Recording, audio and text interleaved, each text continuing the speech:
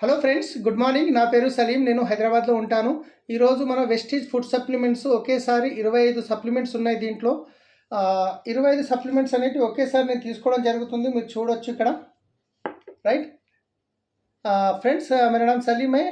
मैं हैदराबाद में रहता हूँ। ये सप्लीमेंट्स वेस्टीज के हैं। 25 सप्लीमेंट्स हैं। अभी एक ही बार मैं ले रहा हूँ। ये लेने से कोई साइड इफेक्ट नहीं रहेगा। तो ఇవి తీసుకోవడం వల్ల ఎలాంటి సైడ్ ఎఫెక్ట్స్ అనేవి ఉండవు. కొన్ని వాటర్ తీసుకుంటాను.